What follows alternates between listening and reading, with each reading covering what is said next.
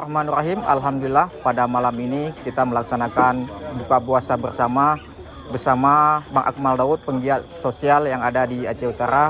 Ini merupakan anak-anak yatim di pedalaman Aceh Utara.